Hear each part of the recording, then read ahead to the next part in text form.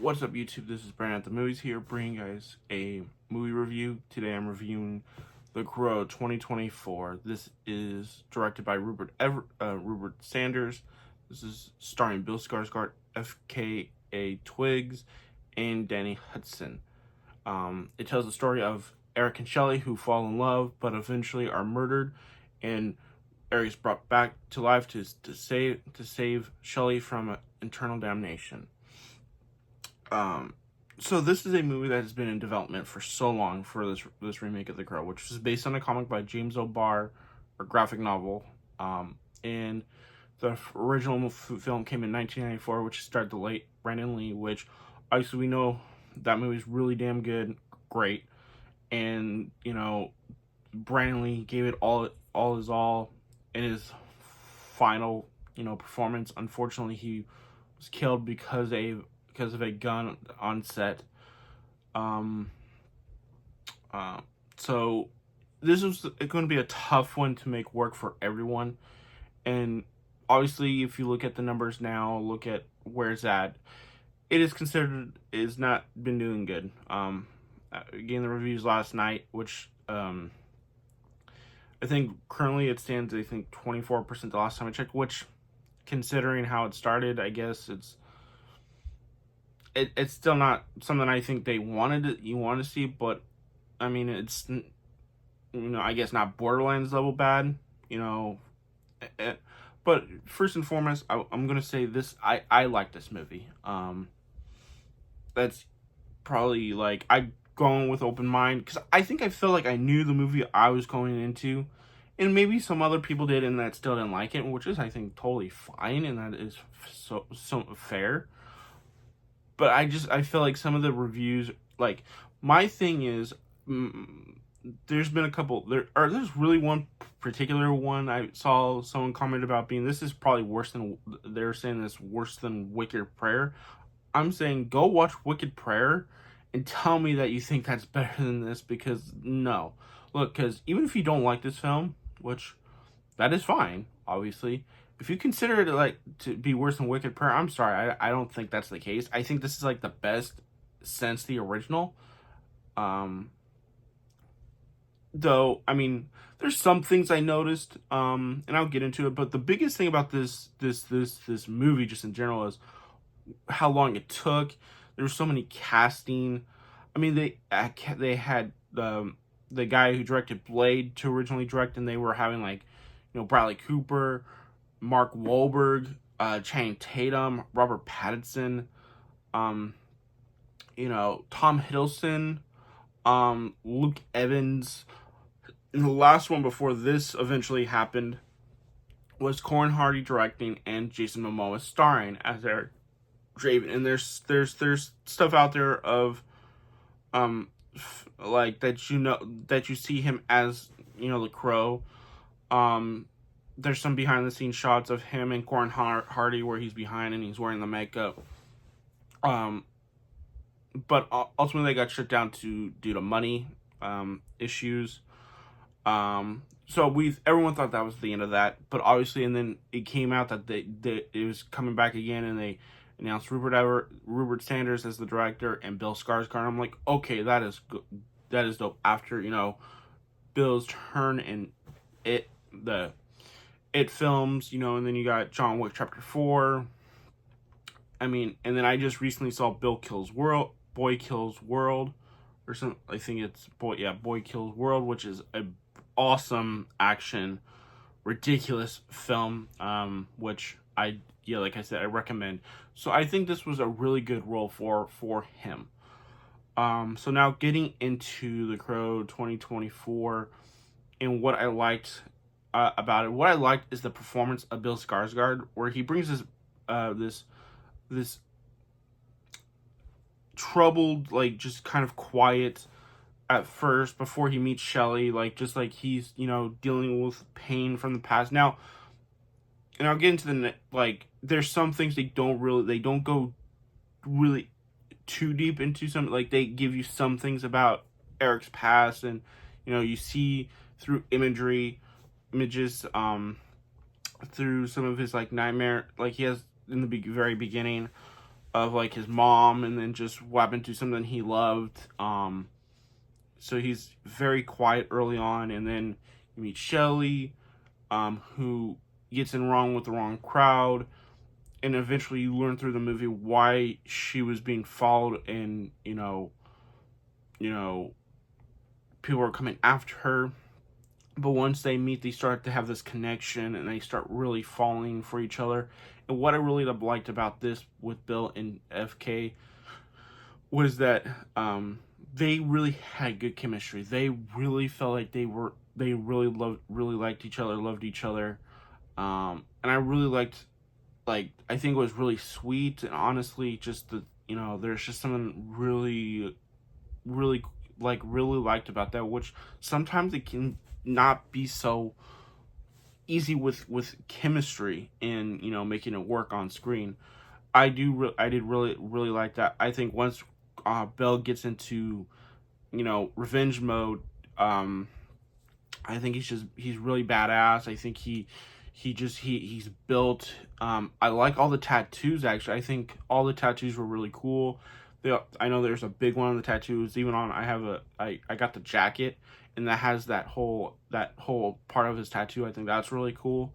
I think the look they give him as the Crow, I think with it's tattoo ink instead of like just makeup, I think it makes the most sense for his character since he's so tatted up, and you see him with the tattoos, and I think that's a really good thing. And there's obviously they bring the supernatural elements, where someone helps him and gives him advice about you have a shot. I think this is part where they were trying to take from the comic in terms of just someone talking to him, whereas I from what I know, the little bit I know about the graphic novel is that the Crow talks in there. So maybe this is a way for him to have something that's the Crow talking, but not as kind of out there, which it would have been interesting seeing if the Crow talked. So now from what they were saying, that this was supposed to be a mix of a adaptation of the comic and its own thing, and not a straight out, like, it is still revenge. It still has similar elements like what the original film, but this movie tonally is much more, I think, it's not as, I'll say it's not as fun in terms of like, like I think there's one scene where Bill gets to really kind of ham it, but everything else he's really serious and just like, violent and dark, and I had no problem with that. I think I wanted a differentiation from the Eric Draven of Brandon Lee's, which I never got the sense of reminds me of Brandon Lee. I think Bill did his own thing. I think this movie does its own thing. For good or bad, it does its own thing, and I really do respect them for going for that. I think Rupert Sanders was a very interesting choice to direct, since he did Snow White and the Huntsman and Ghost in the Shell remake. Those are very mixed bags. I did enjoy them enough. I think I liked Ghost in the Shell a bit more. And again, that was more on a visual level, I think, because it's a beautifully shot film. I think the ending of that movie is obviously a little wonky. But again, I think I gave that one a 3.5, and I gave Snow White, I think, a 3. Like, I liked Snow White, but I didn't love it. This one, I think, is his best film, actually. I think the action's really well done. I like the cinematography of this film. I think, I like the stuff when he's in the supernatural kind of world. I like how the crows are all around, and I just think it's again, the look of the film is so different from the original film, and I did really appreciate that. So would I say this is a remake of that film, or just remaking The Crow? I guess you can say it's a remake, but it just feels so different. When you watch the films, it plays different in terms of the cinematography, the tone. I think the tone, just the atmosphere is just different. The other one feels like a comic book movie. This feels like a supernatural horror, bloody love story. That's how I would describe it. It does take a little bit to get going in terms of getting to there, but I think I like that build up compared to like where you're going. Again, what the original does is they do it in like kind of flashbacks, or you popping up where you see the murder happen, and stuff like that, which would have been a little bit more aggressive in terms of that. So I think they did a really good job of the world, and just like building Bill Eric up. I think FK Twigs, like I said, I think she gives a really uh lovely and just a likability look. Now I know some people say they didn't really care about their characters, and I cared about them enough. I think there's nothing. Yeah, these were people that troubled, and you could obviously tell that they went to a rehabilitation center. That obviously they were on drugs. Do I think? And I'll get to this, but I did like that how, again, it's different. They're not, they still have music actually played with around here. I wouldn't say he's a musician. Like, she's more of that than he is. I think the way, but again, they don't go delve too much, except for like a scene where he plays and she sings, but it plays more with FK Twigs because I think she's a singer. Yeah, I believe so. So there's that. And then getting to Danny Hudson as the villain, they play around with his ability to speak and to make people do things, which is interesting. But on a visual level, I think that's a tricky character to make work. I think he does decent enough job. I do think that's the character. I think there may be I think you needed a more of a villain. I think because he plays it well enough, I think I was able to appreciate it more because he was playing it, he playing it a certain way. But it's not like his, villain from 30 Days a Night. I think he does it well enough. I think he's the one character that you needed a little bit. You wanted a little bit more, especially once it gets to the third act of the finale. I think he's not given. I wanted there to be a form with him. I think they needed to give him something that was more than just his human side. I know there was something they said about he was saying selling his soul. So again, maybe not a form, but something a little bit more that pops, I guess. But other than that, that was fine. But yeah, I think this movie, the music, they had some interesting music choices in the film. But then I didn't hate, because there's a song in the trailer that they don't use in the movie, which I'm glad they didn't use it, because I think that would have kind of, again, like I said, the music is not standard, it's not, okay. I definitely, and it does give, I know there was one, I think the director said he kind of, like, Eric's look gives vibes of a music, hip-hopper or stuff like that. I totally get it, especially with, like, I know it's, like, the tattoos. And if you guys dig that, then this will be for you. If you don't, then I don't know. As an adaptation of the comic, I don't know how much they used. But I'm not here to judge that. I'm basing the judge on what this movie's doing. If I don't know, to the people who do like that comic, the graphic novel, like, maybe this will be for you, maybe not. But hey, like, I think they were trying to do something different. I think, for fans of Lee's films, I think they can get some enjoyment out here, but I do think there's going to be people that just are not going to like this film, and not just because of Lee, but because they don't think they're going to think this is as good, or some are going to think it's worse. There's going to be people who like it, so and I already kind of saw that on social media, where you saw people who liked it, and then you see the people who did not like it, and it's a tough thing to balance, I think, with a movie like this, because I think the expectations was gonna be bad, because nobody really wanted this. I was really open to it because, look, I wanted more Crow. City of Angels was a big frustration, because when you know about the story about the Weinsteins going in and really changing things up, wanting it to just be like the first movie, and then Salvation was different, in which was the guy was accused of being murdered and he was brought back to life after being electrocuted. You have Eric Mabius who plays Alex, and in all the three films prior, they all had different names and stuff like that, but they just weren't able to hit. I think Eric Mabius was the one that I think did for me a lot more, because it was different enough. It wasn't like with the hair, he had short hair. Eric in this one definitely does not feel like Brandon Lee at all. He doesn't have the same performance. He doesn't have the same hairstyle. He's, you know, built wise. I think Bill's a little bit bigger, but I mean, again, you don't. He's wearing his shirt. He has his shirt off most of the movie and during the when he's doing the fighting. So, um, can't really compare anything. I think I still have the original one higher because I think that's still I think it's still. There's just, I mean, it's Brandon Lee. I think he's still, but I can argue that I think Bill Skarsgård does a really damn good job and comes close. I think just maybe,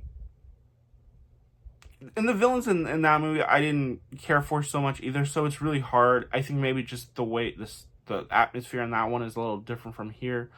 I do think the villains maybe were a bit better in that one compared, like, just having Danny Hudson, but again, I think it's still done well enough to really recommend. The opera scene, oh my god, is so bloody and it's so beautiful. I can't lie, it's really awesome. I think it's probably one of the best scenes in the movie, if not the best. Like, it's just so good. I did really enjoy this movie. It is in my, I did a ranking. I did put it. I'm going to see it again this weekend. To see where I really truly will have it. Right now I have it as my number 8 film of the year. I know that's gonna be shocking to some people, but I did really like it, and I can't be honest. Like I got done with my other review of the Mousetrap, Mickey's Mousetrap. While I didn't hate that film, that movie is a lot more frustrating. And I know that's a big difference. This is a $50 million budget. That's like a $800,000 budget. But again, saying that this is such a, but I found entertainment. I was more definitely open minded. I was excited. So maybe my excitement got played. But I hardly ever get disappointed in the sense of the hype. Because I try to bottle some of that so I don't get too in there, like, where some people it just ends up bad and not good for them. But so in the end, The Crow 2024 is a bloody love story that I think you get really good 2 performances, especially from Bill Skarsgård and FKA Twigs. You get some really good visuals, cinematography. I think Rupert Sanders does a really good job at what he was wanting in this film, though some will question if he understood the material, which I can't judge on the comics. I know there's another story called The Crow Wild at Nature or something, Nature's Wild, that has the look of what Bill is wearing, so is in the film. So I think he also kind of based it on that and not the original story. Though he does use Eric Draven as the main character and Shelley, so we'll see. Ultimately, I do give this a 4 out of 5. I think it does it. There's enough good things in here that I liked. Like I said, the acting, the performances, the action sequences, the blood. Oh, I love that. The cinematography. There's so many things I did like about this. While there's some pacing, there's some shots that go a little too fast, which I did notice. Again, Danny Hudson's is good. It's fine. It's fine to good.